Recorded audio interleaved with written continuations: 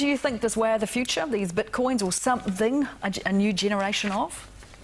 This may well be the case, but I think there's something worrying about the use of bitcoins or any other form of digital currency. One of the things that binds us together as a society is our commitment, certain obligations and rules of how our currency actually works.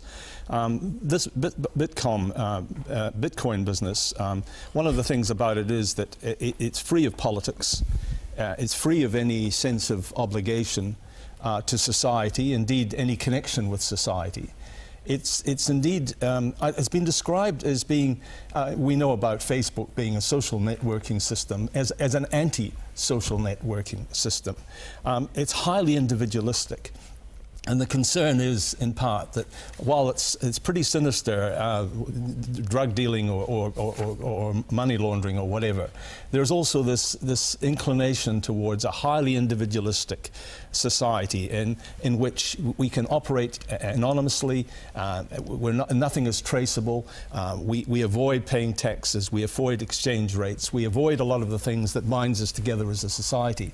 So I do think it's quite a sinister thing. I think that's right. There's a real libertarian streak here of separating your currency from government, from big banks, you know, sitting in your log cabin with your gun and separating yourself from society. And the economist Paul Krugman made the point that you can't actually separate money from society. Society makes money, and what you do with it is what makes it money. So if you can't pay your taxes in it, then it's not going to work. And I think, you know, the dollar, the euro and the yen are safe today, because any currency that loses up to 75% of its value in 2 days is probably not a very good holder of value. It's part of that outlaw culture of the web, isn't it? You know, I don't want to play by your rules. And of course, it's had a lot more take up lately because of, you know, issues in Cyprus and so on, where bank depositors are taking a haircut. So you can see its allure, but Kirk's right in saying that the answer will actually be to make doing what you normally do much easier. So when I travel offshore, it's a lot easier now to get New Zealand currency converted, and you just pay with your credit card all over the place and so on. And cheaper, because it is those fees. If you use your credit card offshore, you know, they whack you. There's right. Fees all the way along, and there's a reasonable pushback against that. Well, precisely. But the answer will, of course, be to make all of that more accessible, cheaper, and the banks will simply respond to that. And of course, governments have got a big reason to assist them, because to Ram's point, they need to get tax paid, and they want to make sure that that illegal transactions are minimised. Kirk made an interesting point, actually, that the supply of bitcoins is capped. That actually makes it a very inflexible currency, because the reason we don't have a gold standard anymore is that we need to be able to control the supply of our money. So that means either we're, you know, playing around with interest rates, or we're printing money or not, or and if you can't do that, it's not going to work. It really is like the tulip mania in the 1600s in Holland, where everybody traded futures in tulip bulbs until a sailor came along and thought it was an onion and ate it, and then suddenly everybody stopped believing that this was a currency you could use. A great myth. So, you know, money is a mutually shared illusion. They have to come up with another name. I'm struggling with the term bitcoins, particularly at 9 o'clock on a Sunday morning.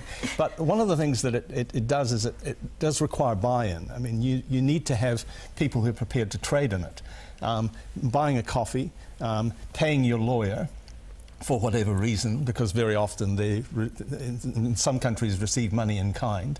But you know, if you've got such a limited range of opportunities for actually trading with this currency, it's going to be very difficult. That's not to say it won't be replaced by something which is much larger. Because this could be the early one in there. Yes. Interesting though, Phil, isn't it? People's psychology, if you like. The banks in Cyprus, so you buy bitcoins.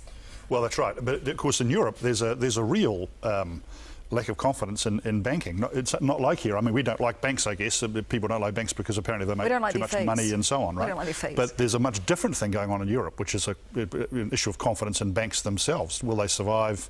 Is my money going to be safe? So it's a very different cultural reason to drive bitcoins. But at the end of the day, I think it's just part of this outlaw piece of the web. It's, you know, I don't want to play by anybody's rules. So at the end of the day, rules will win out, because at the end of the day, money is a social contract. Money's part of what you need to do. And if we're all going to sort of move away from that social contract, all of a sudden you don't have schools and hospitals and roads, and it all gets a bit hard. It's backed up by the rule of law, and if it's not really money. I mean, I've got a dishwasher. that's worth value and I can trade it, but it's not currency. Yes. So you have to, what you do with it makes it money, not what it looks like. Very good. Well, we'll leave it there.